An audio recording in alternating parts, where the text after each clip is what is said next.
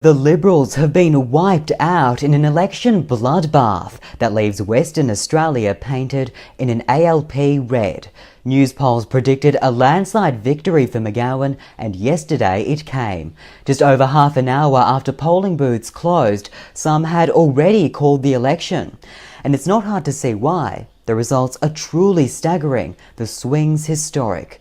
Traditionally Conservative seats turned red as dozens of Liberal MPs lost their seats. The Liberals are on track to hold just 3 seats. That's less than the Nationals, who are set to be the new opposition at a predicted 4. But as is always the case in politics, one man's devastation is another's fortune. McGowan securing a second term, and this time a projected 52 out of 59 seats. It's one of the country's biggest ever election wins, bettering the result in 2017, when Labor received 41 seats and crushed the Liberals to a minor party with just 2. But official results for this year's election may not be known for weeks due to the number of early votes. Off the back of this year's election win, McGowan, whose approval rating reached 91% during the pandemic, has been declared Australia's most popular premier. He's been the subject of TikToks and tattoos, some comparing him to a cult figure.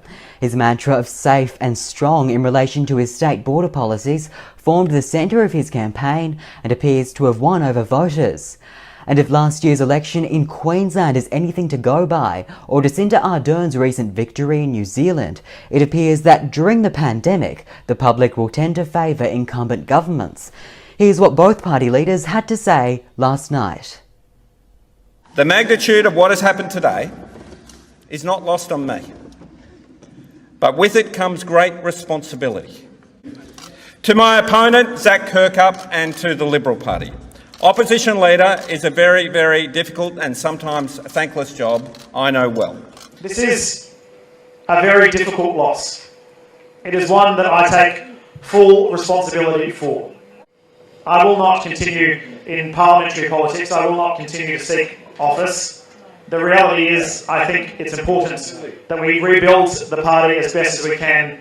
And from my perspective, that means that I will no longer seek office for the Liberal Party. We want Zak. We want Zak. It is important that we do all we can to make way for a new generation.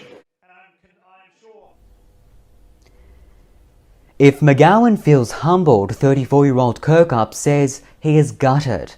The Liberal leader losing his seat of Dawesville, the first party leader to lose their seat in 88 years. He's described it as difficult and devastating, and as promised, bowed out of politics after his party's monumental loss.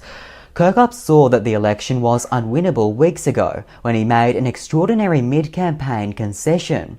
It leaves the Liberals without party status, meaning it would not qualify for some important parliamentary resources.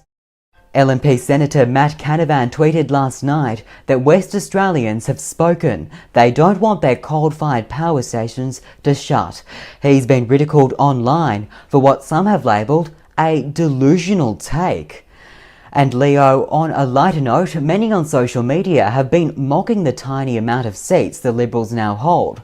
We saw the ABC's Jane Norman say that the Liberal Party's lower house candidates now look like they'd be able to fit inside a Toyota Corolla, or potentially even smaller than that, while many have compared the ABC's election map to a strawberry. The left faction of the New South Wales Labor Party has also posted an image of Mark McGowan completely dominating WA. Whichever way you put it, this is certainly an election that will go down in history. Alright, Connor, our 4K live for us tonight. Thank you. And for the latest on WA's election, you can head to our partners at WAMN News. You can find them at WAMN News on social media and at wamnnews.com.au online, as well as at our own website, 6newsau.com.